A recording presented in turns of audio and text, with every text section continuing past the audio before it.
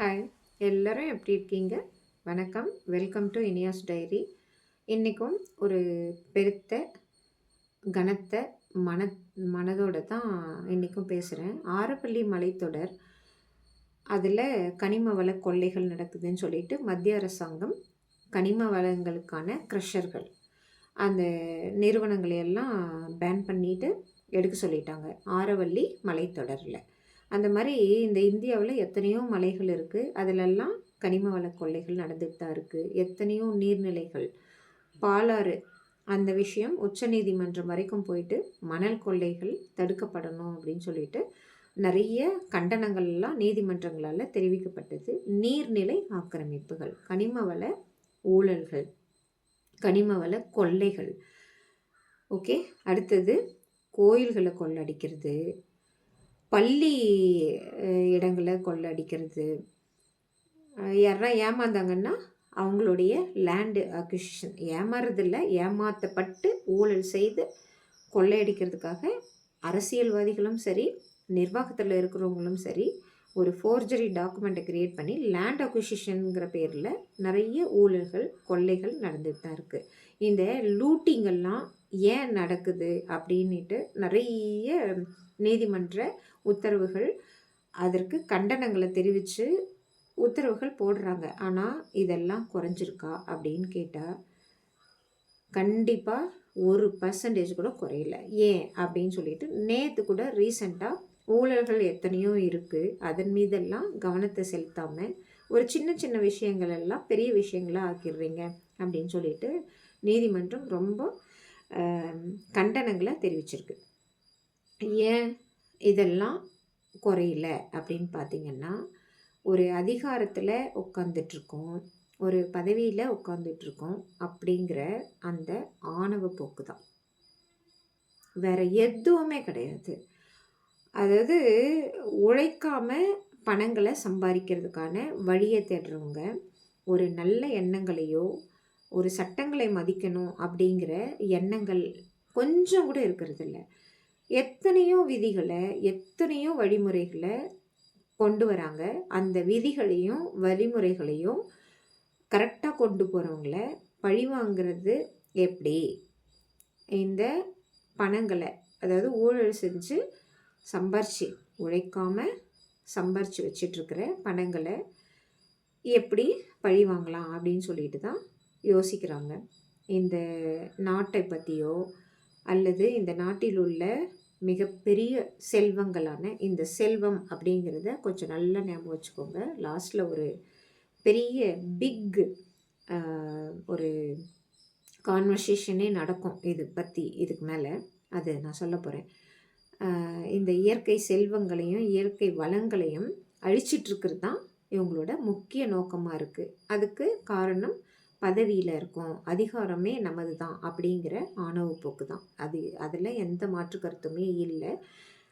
அந்த மாதிரி ஒரு ஊழல் நிறைந்த எல்லா விதமான அழிவுகளையும் செஞ்சுட்டு யாரோ ஒருத்தர் எதிர்க்கிறாங்க அப்படின்னா அவங்கள பழி வாங்கிறதுல முக்கிய கான்சன்ட்ரேஷன் நடக்குது. அந்த கான்சன்ட்ரேஷன் தான் ஏன் அப்படின்னு சொல்லிட்டு நீதிமன்றங்கள் கேட்டிருக்காங்க. அந்த கான்சன்ட்ரேஷன் ஏன் நடக்குதுன்னா, நாங்கள் ஒருத்தரை பழி வாங்கிறதுக்காக நாங்கள் வந்துட்டோம், ஆனால் அவங்க எங்களை எதிர்க்கிறாங்க, நாங்கள் தோக்கக்கூடாது அப்படின்னு தான் நினைக்கிறாங்களோ ஒழிய, அதாவது ஒரு பழிவாங்கும் எண்ணங்களோட அந்த அதிகாரத்தையும் பதவிகளையும் தவறாக பயன்படுத்துகிறவர்கள் தங்களை அவர்கள் செய்வது அநியாயங்கள் அப்படின்னு நினைக்கிறவங்கள எதிர்க்கும் போது அவங்க தோல்வியை அவங்களால ஒப்புத்துக்க முடியறதில்ல, அவங்களால அதை அக்செப்ட் பண்ணிக்கவே முடியறதில்ல. அதனால தான் இத்தனையும் நடக்குது. ஒரு சின்ன விஷயங்களுக்காக பழிவாங்கல்கள் நடந்துக்கிட்டு இருக்குது. ரீசெண்டாக நான் நேற்று என்னுடைய 2 வீலரை சர்வீஸ்க்கு விட்டேன். எப்போவுமே ஒரு 1 மந்த் இல்லைன்னா 1.5 மந்தில் நான் சர்வீஸ்க்கு விட்டுருவேன். 6/12/2025 அன்று எனக்கு 2 ஆக்சிடெண்ட் நடந்ததுன்னு சொன்னேன் இல்லைங்களா? இங்கே அந்த ஹேண்டில் பார் இங்கே விழுது. என்னுடைய வண்டி. என்னுடைய சித்தி பின்னாடி உட்காந்துட்டு தான், "அம்மா வண்டிய வந்து ரொம்ப ஃபோர்ஸா அடிக்கிறான்ம்மா" அப்படின்னு சொல்லிட்டே இருக்காங்க. நான் இப்படி திரும்பி பார்க்கறதுக்குள்ளவே அந்த என்னுடைய ஆக்டிவா வண்டி வந்து இப்படி ஏறி இங்க வந்து விழுந்தது. இன்னமும் இங்க இந்த இடம் வலிச்சுட்டு தான் இருக்கு எனக்கு. இந்த கைகள்ல ஃபுல், இந்த கால்கள்ல ரைட் ஹேண்ட், ரைட் லெக் ஃபுல்லா அந்த ஆக்சிடெண்ட்டோட வடுக்கள் இருக்கின்றன. ஓகே, இது என்னோட ஃபிசிக்கலான ஆக்சிடெண்ட் மார்க்ஸ் இதெல்லாம். இன்னொரு ரீமார்க்ஸ் வேறு இருக்குது. நேற்று போயிருந்தேன் சர்வீஸ் ஸ்டேஷனுக்கு. நான் எப்போவுமே விடுற மாதிரி விட்டேன். ஆனால் எனக்கு 10,000 ரூபாய் செலவு. நார்மலாக எனக்கு 1000 ரூபாய் தான் செலவு வரும். அதுலேயும் கொஞ்சம் குறைச்சி கொடுப்பாங்க. ரூ. 980, ரூ. 990, இல்லைன்னா ரூ. 970 இதுக்குள்ளே தான் இருக்கும். ஆனால் நேற்று 10,000 ரூபாய் செலவு வைக்கிறதுக்கான ஒரு ரீமார்க்ஸ் எல்லாம் கொடுக்குறாங்க. என்னுடைய ஃபிசிக்கல் பார்ட்டு இந்த மார்க்ஸ் பத்தாததுக்கு என்னுடைய 2 வீலரை ரீமார்க்ஸ் பண்ணி வச்சுருக்காங்க. அதாவது முன்னாடி அந்த பேனட் இருக்கும் இல்லைங்களா, அது வந்து உடஞ்சிருக்கு. அது நிறைய நான் நோட்டீஸ் பண்ணியிருக்கேன். ஒரு மாதிரி டிஸ்ட்ராக்ஷன் ஆகிட்டே இருக்கும். நிறைய வருஷமாகவே அந்த மாதிரி இருந்தது. அது மாற்றலை நாங்கள், என்னன்னு தெரியல அப்படின்னு சொல்லிட்டு நான் அமைதியாக விட்டுட்டேன். அது செலவு பண்ணுறதுக்கெல்லாம் பணம் இல்லை, அதுதான் உண்மை. இன்னொன்று, நேற்று வந்து அது திருப்ப முடியல. இந்த கை வந்து இப்படியே தான், இப்படி வைப்போம் இல்லைங்களா 2 வீலரில், இப்படி தான் வச்சுக்கிட்டு போக முடிஞ்சது. அந்த பேனட்டே இப்படி திரும்பி இருந்தது. என்னன்னு கேட்டால் அந்த ராடு வந்து ஒன்று இருக்குமா, அந்த ராடே இப்படி திரும்பி இருக்கு. என் மேலே விழுந்த அந்த ராடு இப்படி திரும்பியிருக்கு. இதுதான் பதவிகளும் அதிகாரங்களும் செய்கிற ஆணவம், ஆணவத்தில் வர்ற பழிவாங்கல்கள். அதை வந்து ஏன் இந்த மாதிரியெல்லாம் நடக்குது அப்படின்னு சொல்லிட்டு நீதிமன்றங்கள் கேட்டால் கூட குறையில்ல அப்படிங்கிறதுக்கு காரணம் இதுதான். நீ வந்து எங்களுடைய பதவிக்கோ இல்லை அதிகாரத்துக்கோ ஈக்குவல் கிடையாது அப்படின்னு நினைக்கிறாங்க. என்னது, அவங்களுடைய பதவியும் அந்த அதிகாரமும் எனக்கு ஈக்குவல் கிடையாது அப்படின்னு நினைக்கிறது தான் அந்த ஆணவம் பழிவாங்கலும். நான் உன்னை என்னனாலும் செய்வேன், நீ என்னை எதிர்க்கக்கூடாது. நாங்கள் வந்து ஊழல் தான் செய்கிறோம், நீ வந்து நேர்மையாளர் தான், ஓகே, நீ வந்து எங்களை எதிர்க்கக்கூடாது அப்படிங்கிற நினைக்கிற அந்த எண்ணங்கள் தான் இத்தனையும் காரணம். ஓகே, இதெல்லாம் பண்ணுறாங்க இல்லைங்களா.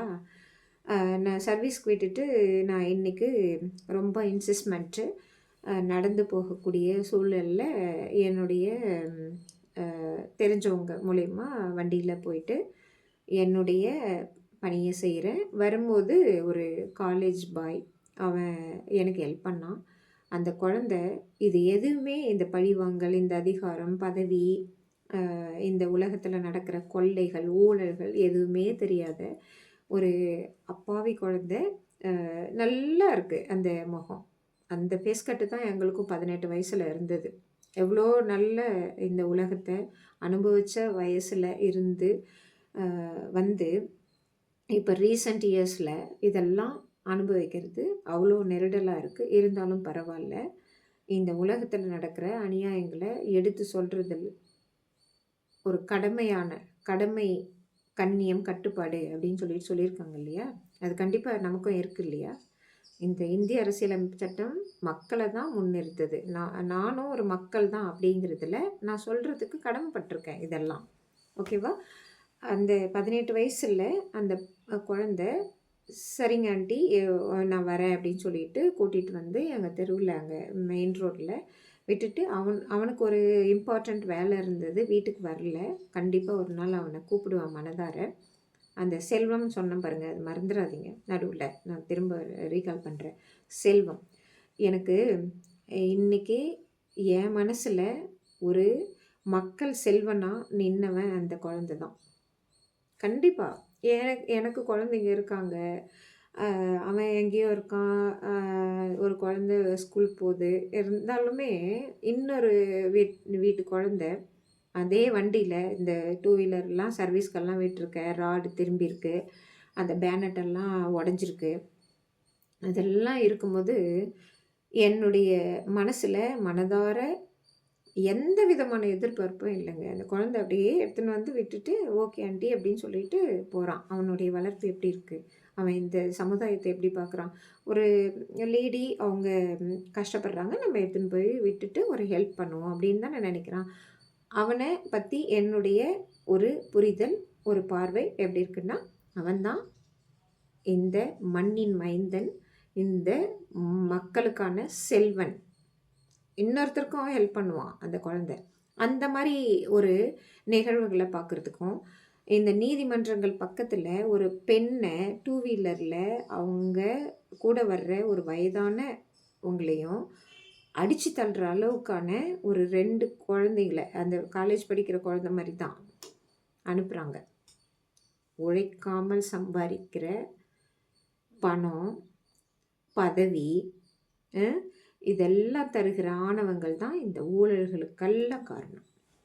நீ என்ன, நான் ஒரு பதவியில் வந்து உக்காந்துட்டேன், எனக்கு உழைக்காமல் எல்லாமே வருது, நான் சொன்னால் எல்லாருமே கேட்பாங்க, நீ வந்து எனக்கு சமமே கிடையாது அப்படின்னு நினைக்கிற அந்த எண்ணம் இருக்குது பாருங்கள். இந்திய அரசியலமைப்பு சட்டத்தில் இதுக்கெல்லாம் இடம் கிடையாது. எப்படின்னு நான் சொல்கிறேன். அந்த செல்வம் சொல்லிட்டு சொன்னேன் இல்லைங்களா, இயற்கை செல்வம், இந்த மக்கள் செல்வம்னு சொல்லிட்டு அந்த குழந்தைய சொன்னேன் இல்லைங்களா, அதெல்லாம் சொல்கிறேன். இந்திய அரசியலமைப்பு சட்டத்தில் பட்டப்பெயர்கள்லாம் வைக்கக்கூடாதுன்னு சொல்லியிருக்காங்க. என்னது, பட்டப்பெயரே வச்சுக்கக்கூடாது. ஆனால் மண்ணின் மைந்தர்களாம், இந்த ஈக்குவலாக நினைக்காம இருக்காங்களே, மண்ணின் மைந்தர்கள், மக்கள் செல்வர்கள், மக்கள் தியாகிகள் கூட வச்சுக்கோங்க. என்னது, மண்ணின் மைந்தர்கள், மக்கள் செல்வர்கள், மக்கள் தியாகிகள்னு கூட வச்சுக்கோங்க, ஒன்றும் பிரச்சனை இல்லை. ஆனால் மக்கள் மனசில் ஒரு சேவையே செஞ்சுட்டு, அன்னை தெரசா எடுத்துக்கோங்க, இந்த செல்வம் வந்துடுச்சா, இந்த திரும்ப ரீகால் பண்ணிங்களா, இதெல்லாம் செல்வம் கிடையாது, இது ஒரு அசிங்கம். அது அந்த குழந்தை, காலேஜ் படிக்கிற குழந்தை தான் மைந்தன், இந்த மண்ணில் பிறந்த மைந்தன். நான் இன்னைக்கு ஒரு தாயாக ஃபீல் பண்ணேன், அவன் ஒரு மகனாக தான் எனக்கு தெரிஞ்சான். அதுதான் மைந்தன். மண்ணின் மைந்தன்ற பேருக்கு அர்த்தம் அதுதான். அது சொல்ல வரேன். மக்கள் செல்வம் அப்படின்னா, நான் ஒரு மக்களாக அந்த குழந்தைய நான் ஒரு செல்வமாக தான் பார்க்குறேன், இந்த சமுதாயத்தினுடைய செல்வமாக தான் பார்க்குறேன். அப்துல் கலாம் ஐயாலாம் இளைஞர்கள் அவ்வளோ வழி நடத்துவார். ஏன், நேர்மையாளருக்கு தான் அதெல்லாம் கிடைக்கும். உழைக்காமல இப்படி உக்காந்துக்கிட்டு பட்டப்பெயரை தங்களுக்கு வச்சுக்கிட்டு உக்காந்துட்டு இருக்கிறவங்களுக்கெல்லாம் கண்டிப்பாக வராது. நாங்கள்லாம் சொல்லணும், நாங்கள்லாம் தான் பட்டப்பெயர் வைக்கணும். அந்த குழந்தை தான் மக்கள் செல்வன், என்னுடைய மண்ணின் மைந்தன் அவன், இந்த ஊரோட மண்ணின் மைந்தன் அவன் தான். வேற என்ன போய் இந்திய அரசியலமைப்பு சட்டம் எந்த பட்டப்பெயரையும் வைக்கக்கூடாதுன்னு சொல்லியிருக்கு. அதனால தான் எல்லா தெருவில் இருக்கிற எல்லா கிராமங்கள், நகரங்கள், மாநகராட்சிகள் இந்த பட்டப்பெயர் உள்ள தெருக்களில் அந்த போர்டே எடுக்க சொல்லியிருக்காங்க. இவங்க என்ன பட்டப்பெயர் வச்சுக்கிறாங்க, சமூக வலைத்தளங்கள்லாம் பரப்பிட்டுருக்காங்க. சமூக வலைத்தளங்களில் என்ன மண்ணின் மைந்தர்கள் இவங்கெல்லாம், மக்கள் செல்வர்கள், மக்கள் தியாகிகள்னு தெரியல. அன்னை தெரசாவை யாருன்னா சொல்கிறாங்களா, நம்மளை மாதிரி யாருன்னா பரப்பிட்டு இருக்காங்களா? இப்போ நான் கூட அன்னை தெரசாவை நான் பேசணுன்னா, அவங்க வந்து தொழுநோயாளிகளுக்கு அவ்வளோ உதவி பண்ணாங்க. அவங்கள பற்றி யாருக்குமே தெரியாது. அவங்க உதவி பண்ண பண்ண பண்ண நிறைய வருடங்கள் கழித்து இந்திய மக்கள் அவங்கள போற்றி புகழ்ந்தாங்க. தங்கள் மனதில் அவங்கள ஒரு அன்னையாகவே உருவகிச்சுக்கிட்டு அன்னை தெரசான்னு பேர் வச்சாங்க. அதே மாதிரி அப்துல் கலாம் ஐயா, அவர் எம்ஐடியில் படிச்சுட்டு எவ்வளவோ கஷ்டப்பட்டு இஸ்ரோவில், டிஆர்டிஓவில் கஷ்டப்பட்டார். இந்த நாட்டை பாதுகாப்பு, உலக நாடுகள் மத்தியில் இந்தியாவை தலைநிமிர செய்தார். அவருக்கு ஏவுகணை நாயகன் பேர் வச்சாங்க. அந்த பட்ட பெயர் வேணான்னுட்டார். அவர் தான் மண்ணின் மைந்தன். பேக்கரும்புன்ற ஊர் மண்ணின் மைந்தன் அவர் தான், மக்கள் செல்வர் அவர். இப்போது இந்த ஊரில் கூட பஸ் ஸ்டாப் எல்லாம் வச்சாங்க. அவர் ஜனாதிபதி ஆகும்போது வாழ்த்துகள் அப்படின்னு சொல்லிட்டு, அந்த பதவிக்கும் அந்த அந்த அதிகாரத்துக்கும் அவர் அவ்வளோ மரியாதை கொடுத்தாரு. மக்களுடைய, இந்த சமூகத்துடைய, இந்த நாட்டினுடைய கொள்கைகள் தான் முக்கியம் அப்படிங்கிறத விட்டுட்டு, ஊழல், உழைக்காமல் வரும் பணம், இதை எதிர்நோக்கியே உட்காந்துக்கிட்டு, உழைக்காம சாப்பிட்டுக்கிட்டு, எல்லாத்தையும் லூட்டிங் பண்ணிட்டு, அது விதிகள் மீறுது, இந்த வழிகாட்டுதல்கள் மீறுது அப்படின்னு சொல்லிட்டு ஒருத்தர் எதிர்த்தாங்கன்னா, நீ எனக்கு சமம் கிடையாது. ஈவன் லேடிஸாக இருந்தால் கூட நீ எனக்கு சமம் கிடையாது. நான் ரவுடியை விட்டு ஒரு அந்த மக்கள் செல்வன் சொல்லிட்டு ஒரு தாயாக ஃபீல் பண்ணி ஒரு குழந்தைய சொல்கிறேன் இல்லைங்களா, அதே மாதிரி குழந்தைங்க தான் அந்த 2 வீலரை வந்து அடித்தாங்க. அதுக்கு சர்வீஸ் வந்து ராடு வந்து திரும்பியிருக்கு. ஓகே, இது ஒரு பக்கம் இருக்கட்டும். அதே உழைப்பு இல்லாமல் சம்பாரித்த லூட்டிங் பணத்தை எப்படியெல்லாம் வெளிக்கொண்டு வந்தாங்கன்னு சொல்கிறேன். ஏற்கனவே சொல்லியிருக்கேன். ஒரு நாய்க்குட்டியை லஞ்சுக்கு வரும்போது தான் நாய்க்குட்டியை பிடிக்கிறதுக்கு வராங்க. அது ப்ரெக்னெண்ட்டாக இருக்குதுன்னு சொல்லிக்கிட்டு இருக்கேன். இல்லைல்ல, நாங்கள் ஏன் பிடிக்கக்கூடாது அப்படின்னு சொல்லிட்டு என்கிட்ட தேவையில்லாமல் வாக்குவாதம். அந்த தேவையில்லாத வாக்குவாதத்தை நான் திரும்ப திரும்ப சொல்லிகிட்ருக்கேன். அது ஒரு ப்ரெக்னன்சி டாகு. ஒரு உச்சநீதிமன்றம், உயர்நீதிமன்றம் தான் சொல்லணும்னு இந்த விஷயத்தில் எந்த விதமான ஒரு விதிமுறைகளோ வழிகாட்டுதல்களோ எதுவுமே தோணக்கூடாது. இந்த மக்களுக்கும் சரி, அதிகாரத்தில் பதவிகளில் இருக்கிறவங்களுக்கும் சரி. நாங்கள் அதை தான் சொன்னேன். நான் இந்த தெருவாசியாக தான் பேசுகிறேன். இங்கே எந்த பதவியும் அதிகாரமும் பற்றி நான் பேசலை. அது ஒரு ப்ரெக்னென்ட் டாக். அதை என்னத்துக்கு பிடிக்கணும்? ஒரு பழி வாங்கிறதுக்காக, ஒரு அரசியலுக்காகவும், நிர்வாகத்தில் இருக்கிற இந்த ஊழல்களுக்காகவும் அந்த டாகை எதுக்கு பிடிக்கணும்னு சொல்லிட்டு குறிப்பிட்டு இத்தனை பேர் 100 பேர் இந்த சைடு நிற்கிறான், ஒரு சைடு நான் மட்டும் நிற்கிறேன். இது ஒரு டிபேட்டாக நடத்தி என்னென்னவோ பண்ணிகிட்ருக்காங்க. இதில் முக்கியமாக நம்ம தெரிஞ்சுக்க வேண்டியது ஏபிசி ரூல்ஸ் தான். அனிமல் பர்த் கண்ட்ரோல் ரூல் தான். நிறைய இந்த 100 பேர் நின்றுட்டு இருந்தாங்க பாருங்கள், அவங்கள பார்த்தா எனக்கு சிரிப்பு தான் வந்தது. ஒரு அந்த சிரிப்பு கூட அது ஒரு மாதிரியான அசிங்கமான சிரிப்புன்னு வச்சுக்கோங்களேன்.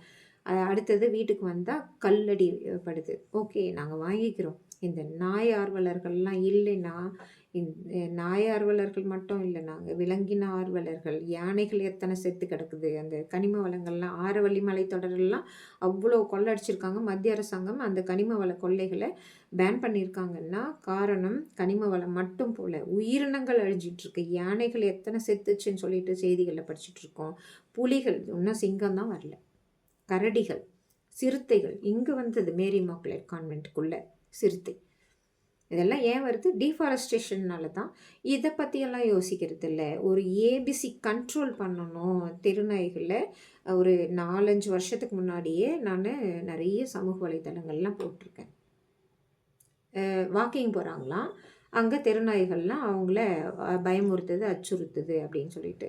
அப்படி இவ்வளோ சொல்கிறேன். நீங்கள் ஒரு மாநகராட்சிக்கோ ஊராட்சிக்கோ இல்லை நகராட்சிக்கோ எழுதி போட்டு இதை பர்த் கண்ட்ரோல் பண்ணுங்கள், இவ்வளோ நாய்கள் இருக்குது அப்படின்னு சொல்கிறது இல்லை. அதை அப்படியே மாற்றி இதை எடுத்துகிட்டு போய் காட்டில் விட்டுருங்க அப்படின்றாங்க. காட்டில் விட்டால் யானை, புலிகள், சிங்கங்கள், ஈவன் சிறுத்தைகள் கூட வாழ்கிறதுக்கு உண்டான வழிமுறைகளை இவங்க யாருமே பண்ணலை. காட்டை அழிச்சிக்கிட்டு இருக்காங்க. எல்லாருமே சேர்ந்துக்கிட்டு இந்த அதிகாரத்துலேயும் பதவியிலையும் இருக்கிறவங்க அதிகாரத்தை துஷ்பிரயோகம் பண்ணிட்டு ஊழல் செஞ்சுட்டு காட்டையும் அழிச்சிட்ருக்காங்க. அதனால தான் ஊருக்குள்ளே வருது. ஓநாய்களும் வந்தது. ஓநாய்களுடைய மறுபிறவின்னு சொல்லிட்டு இந்த டாக் ஹேட்டர்ஸ் எல்லாம் சொல்லிகிட்டு இருந்தாங்க. அது இல்லைங்க பிரச்சனை.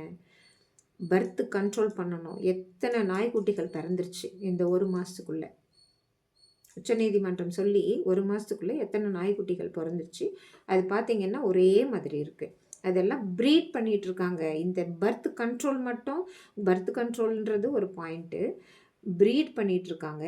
அவங்க இப்போது இந்த ரூல்ஸ் எல்லாம் வெளியே வந்த பிறகு இந்த ஊழலும், நாய்கள் மீதான ஊழலும் வெளியே வந்துட்டுருக்கு. ப்ரீட் பண்ணி இந்த வெளிநாட்டு டாகுகளை விற்றுட்ருக்கிறது. எங்கள் குஷி இருக்கா பாருங்கள், அவள் வந்து வெளிநாட்டு நாய் மாதிரி தான் இருப்பாள். ஜெஸி வந்து நாட்டு நாய் மாதிரி இருப்பாள். இதெல்லாம் மனிதர்கள் பண்ணுற தவறுக்கு அந்த அனிமல் மேலே வெறுப்பை காட்டிக்கிட்டு பழியை தீர்க்கிறதுக்காக மனிதர்களை, இப்போ நான் நேர்மையாக இருக்கிறேன் அப்படின்னா என்னை பழி வாங்கிறதுக்காக 100 பேர் ஒரு வலையை தூக்கிக்கிட்டு, அது எந்த ஃபண்ட்லேருந்து வந்தது? அந்த வலையை புதுசாக வாங்கிட்டீங்க, எந்த ஃபண்ட்லேருந்து வந்தது? அதெல்லாம் கொஷின் கேட்கணுமா? அதெல்லாம் கொஷின் கேட்குறதெல்லாம் எனக்கு அதுதான் சிரிப்பு வந்தது. கண்டிப்பாக ஏபிசி ரூல்ஸ் தான் ஃபாலோ பண்ணணும். ஏபிசி ரூல்ஸை தான் இம்ப்ளிமெண்ட் பண்ணணும். அதை தவிர்த்து ப்ரீட் பண்ணுறாங்க பாருங்கள். வீட்டில் நாயை வளர்த்துக்கிறது, அதை ப்ரீட் பண்ணி பிஸ்னஸ் பண்ணிகிட்ருக்காங்க. அவங்க தான் இப்போது அடுத்த மிகப்பெரிய பிரச்சனை ஒன்று வரப்போகுது. ப்ரீட் பண்ணுற அந்த நாய்களை சிப்பு பொருத்தணும். அதுக்கு உண்டான பணங்களை நகராட்சி, ஊராட்சி, மாநகராட்சிக்கு கட்டணும். அப்படிங்கிற சமயத்தில் நமக்கு பணம் வரல அப்படின்னா அந்த ப்ரீட் பண்ணுற அந்த மனிதர்கள், அந்த ஊழல் செய்கிற, பிஸ்னஸ் செய்கிற அந்த மனிதர்கள்லாம் எல்லா நாய்களையும் வெளியே விடுவாங்க. ரேபிஸு இவ்வளோண்டு தான் இருக்குது இப்போது. அது மிகப்பெரிய சதவீதத்தில் உயரத்துக்கான வாய்ப்புகள் இருக்குது. ஏன்னா எல்லாமே வெளிநாட்டு டாக்கு. இந்த வெளிநாட்டுக்காரங்கள்லாம் ரொம்ப யோசிப்பாங்க. ஏலியன்ஸுன்னுவாங்க, ஏதேதோ சொல்லுவாங்க. ஒன்றுத்துக்கு ஒன்று இந்த தாவரத்திலேயே ப்ரீட் பண்ணவங்க அவங்க தான். வெளிநாட்டு நாய்கள் இங்கே இந்தியாவில் அதிகமாக ஆகி அவங்க மனிதர்களையே இன்னமும் தாக்குதலுக்கு உள்ளாகக்கூடிய ஒரு மிகப்பெரிய ஆபத்தும், பூதாகரமான ஆபத்தும் இங்கே நிலவிட்டுருக்கு. ஃபஸ்ட்டு அந்த வெளிநாட்டு நாய்களை ராட்வீலர், பிட்புல் அவங்களுக்கு போடுறான்னு சொல்லிட்டாங்க. 1,00,000 ரூபா போடுறேன்னு சொல்லிட்டாங்க இல்லைங்களா? அது ரொம்ப சந்தோஷமாக இருந்தது. அதே மாதிரி எத்தனை பேர் நாய்கள் வளர்க்குறாங்களோ அவங்களோட அக்கௌண்டபிலிட்டி எல்லாம் எடுத்துக்கிட்டு அந்த நாய்களை வெளியே விடாத மாதிரியும் பண்ணுங்கள். இதில் கூட இந்த உழைக்காமலே தாங்கள் தான் அதிகாரம் பதவிகளில் இருக்கோம், நீங்கள்லாம் எங்களுக்கு சமமானவங்க இல்லை அப்படின்னு சொல்லி தெரியுறீங்க இல்லையா? எல்லா சட்டங்களையும் படிங்க தயவுசெய்து. இந்த நாய்கள் பிரச்சனை மட்டும் கிடையாது. டீஃபாரஸ்டேஷன், அப்புறம் நீர்நிலை ஆக்கிரமிப்புகள், லேண்ட் அக்விசிஷன், பள்ளி குழந்தைகள் எத்தனையோ பேர் இறக்குறாங்க, செவரெல்லாம் விழுது. இதிலெல்லாம் கவனம் செலுத்தி இந்த ஊழலை கொஞ்சமாவது குறைச்சிக்கோங்க. இந்த சமுதாயத்தை நல்லபடியாக எடுத்துகிட்டு போகலாம். நாங்கள்லாம் 2 வீலர் அது வாயில்ல, அது வாயிருந்ததுன்னா என்ன மாதிரி தான் பேசிகிட்ருக்கோம். அடிபட்டாலும் சரி, இங்கெல்லாம் வலிச்சாலும் சரி, நேர்மையை கைவிட மாட்டோம். ஊழல் பண்ணுற நீங்கள் எங்களுக்கு சமமானவர்கள் இல்லை அப்படின்னு சொல்கிறதுக்கு எங்களுக்கும் தெரியும். ஆனால் நாங்கள் சொல்ல மாட்டோம். நீங்கள் சொல்கிறத நிறுத்திக்கோங்க. தேங்க்யூ.